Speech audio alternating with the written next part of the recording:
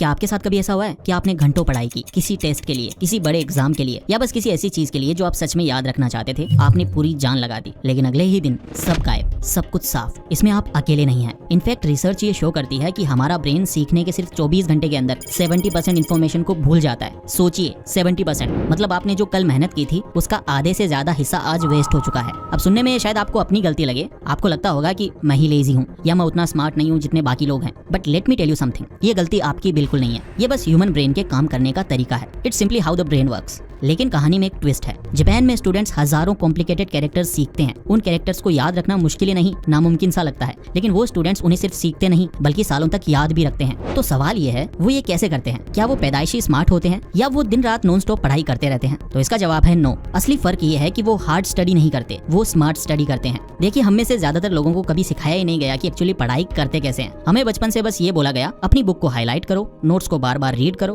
और एग्जाम से एक दिन पहले रट्टा मार लो। ये मेथड्स हमें ये फील तो कराते हैं कि हम पढ़ रहे हैं, लेकिन ये बिल्कुल काम नहीं करते। ये वैसा ही है जैसे आप एक टूटी हुई बाल्टी को पानी से भरने की कोशिश कर रहे हो। आप एफर्ट्स पूरे डाल रहे हो, लेकिन पानी उस बाल्टी से लीक हो रहा है, वो बह जा रहा है। आपका ब्रेन इस तरह की लर्निंग को बैकग्राउंड नॉइस की तरह दिखता है, बिल्कुल उस यूट्यूब एड की तरह जिसे आप बिना सोचे स्किप कर देते हो। आपका ब्रेन ये बोलता है कि इस जानकारी की मुझे नीड ही नहीं है और उसे डिलीट कर देता है। इसे कहते हैं दी फॉरगेटिंग कर्व। बिना सही मेथड्स के आपका ब्रेन किसी भी इन्फॉर्मेशन को लेट गो कर देता है कुछ ही दिनों में। लेकिन आपके लिए मेरे पास एक गुड न्यूज है, आप इस सिस्टम को बीट कर सकते हो। आपको ज्यादा देर पढ़ने की बिल्कुल जरूरत नहीं है, आपको बस बेटर टेक्निक्स की नीड है। और आज इस वीडियो में हम उन्हीं 5 सिंपल जापानीज मेथड्स को डिकोड करेंगे जो वहाँ के स्टूडेंट्स यूज करते हैं चीजों को इजीली और लंबे समय तक याद रखने के लिए। ये मेथड्स काफी इजी हैं, प्रैक्टिकल हैं और कोई भी इन्हें यूज कर सकता है। तो चलिए शुरू करते हैं। Method number 1, active recall. ज्यादातर स्टूडेंट्स गलती ये करते हैं कि वो इन्फॉर्मेशन को ब्रेन के अंदर डालने की कोशिश करते हैं, या तो रीडिंग करके या वीडियोस देखकर, और उन्हें लगता है कि हम सीख रहे हैं, लेकिन रियल लर्निंग वहाँ नहीं होती। रियल लर्निंग तब शुरू होती है जब आप इन्फॉर्मेशन को ब्रेन से बाहर निकालने की, यानी पुल आउट करने की कोशिश करते हो। इसे एक एग्जांपल से समझते हैं। मान लो आप जिम गए हो, अगर आप वहाँ खड़े होकर सिर्फ वेट्स को देखते रहोगे तो क्या आपकी बॉडी बनेगी? नहीं। जब आप वेट्स उठाते हो तब जाकर आपकी मसल्स पे जोर पड़ता है और तब मसल्स ग्रो होती हैं। सेम लॉजिक आपके ब्रेन पे अप्लाई होता है। जब आप किसी चीज को बिना देखे याद करने की कोशिश करोगे तो आपका ब्रेन एक्सरसाइज कर रहा होता है, तब जाके वो स्ट्रॉन्ग बनता है। तो आखिर इसे करना कैसे है? प्रोसेस काफी ज्यादा आसान है। अपनी बुक या नोटबुक को बंद कर दो, एक ब्लैंक शीट ऑफ पेपर लो और अभी आपने जो भी पढ़ा उसके बारे में जो कुछ भी याद है उसे लिख डालो। लेकिन एक कंडीशन है, आपको गलती से भी अपनी बुक में नहीं देखना है। स्टार्टिंग में आपको बहुत ज्यादा हार्ड लगेगा, आपका दिमाग सुन्न पड़ जाएगा, लेकिन ये जो स्ट्रगल है ना, ये जो मुश्किल आपको हो रही है, यही वो मोमेंट है जहाँ असली लर्निंग हो रही है। जहाँ बाकी लोग पैसिवली रीड करके खुश हो रहे हैं और बाद में भूल जाएंगे, वहीं आप एक्टिवली अपने ब्रेन को ट्रेन कर रहे हो इन्फॉर्मेशन को पकड़ कर रखने के लिए। तो रीडिंग बंद करो और रिकॉलिंग शुरू करो। मेथड नंबर 2, दी कुमोन मेथड, बिल्डिंग ब्लॉक्स। अब आते हैं दूसरे मेथड पर जो पूरे जापान के स्कूल्स में यूज होता है, दी कुमोन मेथड। हमें आदत होती है एग्जाम से पहले सब कुछ एक साथ पढ़ने की। आज तो पूरा चैप्टर खत्म करके ही उठूंगा, लेकिन कुमोन मेथड कहता है लर्निंग एक टावर बनाने जैसा है। आप पूरा टावर एक साथ नहीं बना सकते, आपको एक बार में एक ब्लॉक रखना होता है। कुमोन एग्जैक्टली ऐसे ही काम करता है। अपने दिमाग को एक साथ ढेर सारी इन्फॉर्मेशन से भरने के बजाय आपको स्मॉल डेली पीसेस में पढ़ना है, सिर्फ 15 से 30 मिनट एक दिन में।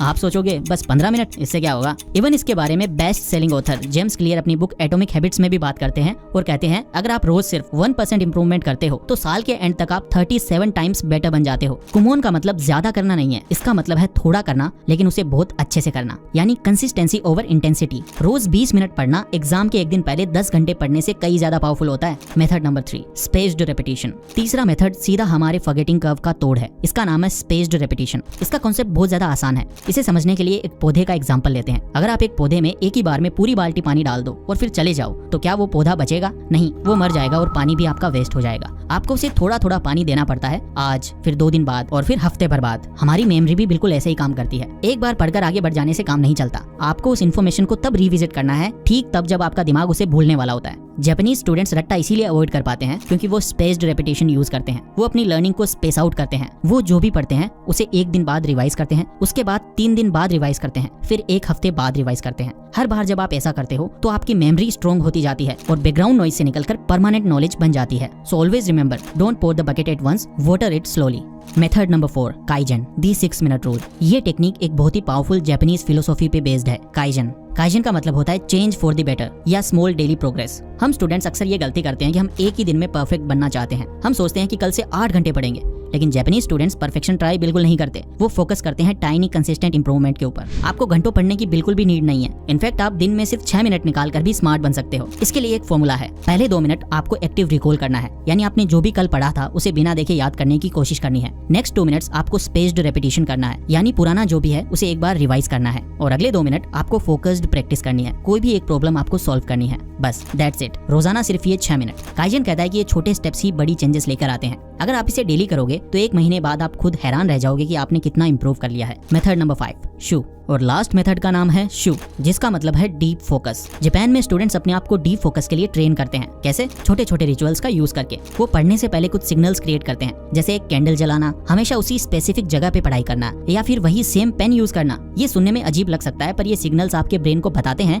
इट्स टाइम टू लर्न, यानी अब सीखने का वक्त है। आप भी ऐसा कर सकते हैं। एक शांत जगह ढूंढो, डिस्ट्रैक्शंस को बंद करो और कुछ ऐसा छोटा सा काम करो जो आपके ब्रेन को स्टडी मोड में शिफ्ट कर दे। हो सकता है वो किसी स्पेसिफिक डेस्क पर बैठना हो या फिर कोई काम म्यूजिक सुनना। जब आप ऐसा करते हो तो आपका ब्रेन इन्फॉर्मेशन को बहुत फास्ट अब्सॉर्ब करता है और लंबे समय तक याद रखता है। Bonus method, Ikigai, the fuel for your engine. दोस्तों, हमने 5 कमाल की टेक्निक सीख ली हैं। Active recall, spaced repetition, kaizen, ये सब आपके पास एक पावरफुल फरारी कार होने जैसा है। आपके पास इंजन है, स्टीयरिंग है, स्पीड है, लेकिन एक चीज अभी भी मिसिंग है। अगर उस फरारी में पेट्रोल ही ना हो तो क्या वो चलेगी? वो फ्यूल, वो पेट्रोल है इकिगाई। ये एक जापानीज कॉन्सेप्ट है जो कि ओकिनावा आइलैंड से आता है, जहाँ दुनिया के सबसे ज्यादा उम्र वाले लोग रहते हैं। इकिगाई का लिटरल मतलब होता है अ रीजन फॉर बीइंग, या सिंपल शब्दों में कहूँ तो सुबह बिस्तर से उठने की वजह। आपने नोटिस किया होगा कई बार आपके पास सारी बुक्स होती है, नोट्स भी होते हैं, शांत कमरा भी होता है, पर पढ़ने का मन नहीं करता। आप प्रोक्रेस्टिनेट करते रहते हो। पता है क्यों? क्योंकि आपके पास वाई नहीं है। आपका ब्रेन आपसे पूछता है, मैं ये हिस्ट्री क्यों पढूं, मैं ये मैथ्स का फॉर्मूला क्यों याद करूं, इसका मेरी लाइफ से क्या लेना देना। जब तक आपके पास इसका स्ट्रॉन्ग जवाब नहीं होगा, कोई भी मेमोरी टेक्निक काम नहीं करेगी। जापानीज स्टूडेंट सिर्फ अच्छे ग्रेड्स के लिए नहीं पढ़ते,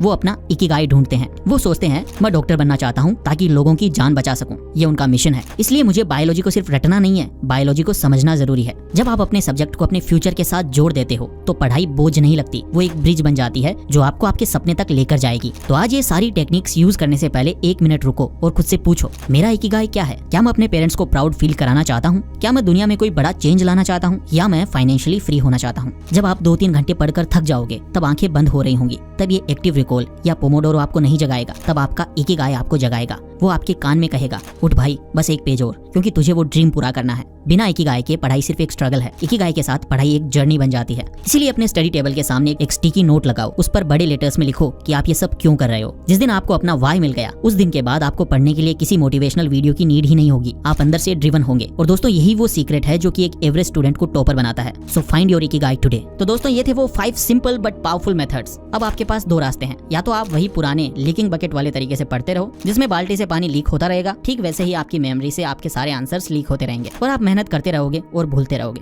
या फिर आप इन मेथड्स का यूज करके स्मार्ट बनो। आपको आज ही सब कुछ बदलने की नीड नहीं है, बस किसी एक टेक्निक को यूज करना शुरू करो अभी इसी वक्त। इस वीडियो के खत्म होने के बाद एक ब्लैंक पेपर उठाना और लिखना आपने इस वीडियो से क्या सीखा। आप सरप्राइज हो जाओगे कि पढ़ाई कितनी आसान हो सकती है। याद रखना, टॉप 1% लर्नर्स स्मार्ट पैदा नहीं होते, वो बस अलग तरीके से पढ़ते हैं। अगर आपको ये मेथड्स हेल्पफुल लगे तो इस चैनल को सब्सक्राइब जरूर करना और अपने दोस्तों के साथ शेयर करना जो रट्टा मार मार कर थक चुके हैं। अब आपकी बारी है। Start learning smarter, not harder. मिलते हैं नेक्स्ट वीडियो में। Thank you so much for watching. Take care, love you all.